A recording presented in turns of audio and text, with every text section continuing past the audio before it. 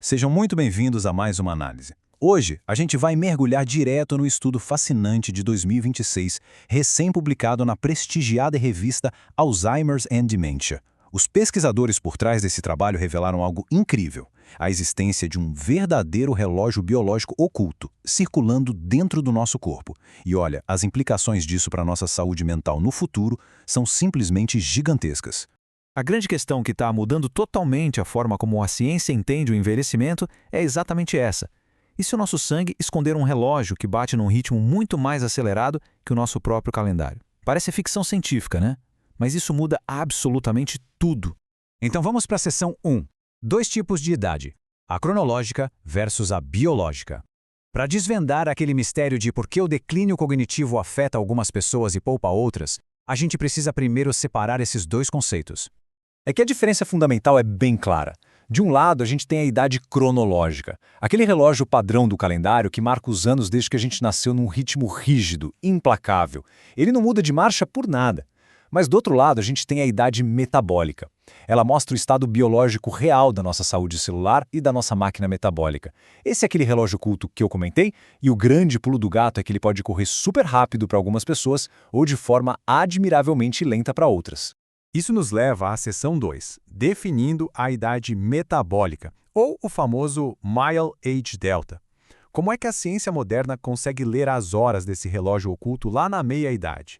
Bom, a chave de tudo é essa métrica, o Mileage Delta. Basicamente, é a diferença matemática exata entre a idade que os metabólitos no sangue dizem que uma pessoa tem e a idade real dela no calendário. Pensa nisso como a quilometragem de um carro, sabe? O ano de fabricação pode até ser recente, mas o motor já rodou como se tivesse décadas de uso. Então, se alguém tem um Mileage Delta positivo, isso acende um alerta vermelho enorme para a ciência de que o organismo dessa pessoa é, metabolicamente falando, bem mais velho do que a certidão de nascimento disso. E o que é realmente fascinante são as pistas específicas que ficam no nosso sangue. Os cientistas não estão chutando uma idade. Eles analisam componentes exatos, como lipídios, lipoproteínas e aminoácidos. Essas pequenas moléculas são literalmente as engrenagens físicas que fazem esse nosso relógio metabólico interno girar. E aí a gente entra na seção 3, prevendo o risco de demência com as pistas no sangue. Armados com essa régua super precisa da idade metabólica, os pesquisadores queriam saber se ela poderia prever algo tão devastador quanto o declínio cognitivo no futuro. Para a gente entender o tamanho e a confiança dessa descoberta, precisamos olhar para os dados originais. Um estudo histórico agora, de 2026, liderado pelo Julian Mutz e a equipe dele, foi lá no gigantesco arquivo do UK Biobank. Eles analisaram minuciosamente os metabólitos no plasma sanguíneo que tinham sido coletados anos atrás, justamente para rastrear o surgimento de casos de demência ao longo do tempo. Dá só uma olhada nesse número, mais de 223 mil participantes. Foi o plasma dessa multidão toda que acabou sendo analisado rigorosamente no início do levantamento. Uma escala absurda dessas traz um peso e uma validade estatística incontestável para o que os pesquisadores encontraram. E daquele mar imenso de participantes iniciais, quase 4.000 pessoas desenvolveram demência anos depois. Isso entregou aos cientistas o grupo de comparação perfeito, uma coorte muito clara para eles olharem para trás e perguntarem: afinal, o que o sangue dessas pessoas já estava gritando décadas antes? Os resultados são de cair o queixo. Os cientistas descobriram que o simples fato de apresentar um Mileage Delta mais alto, isoladamente, sem contar nenhum outro fator, já está associado a uma taxa de risco de 1,61 para demência por todas as causas, além das formas vasculares e não especificadas. Mas olha, a gravidade da situação vai além. A gente não está falando só de um aumento na chance da doença acontecer. Ter um relógio metabólico apressado, correndo mais rápido do que deveria, literalmente puxa o início do Alzheimer e de outras demências para muito mais cedo.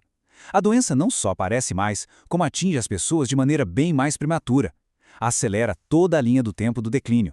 Chegamos na seção 4, o duplo risco, quando genética e metabolismo se encontram. Imagina só o que acontece quando a gente empilha esse relógio biológico oculto em cima dos fatores de risco genéticos que a ciência já cansou de mapear. Um dos achados mais vitais desse trabalho foi perceber que o envelhecimento metabólico e o risco genético não dependem um do outro. Eles funcionam dentro do corpo como duas vias biológicas totalmente independentes.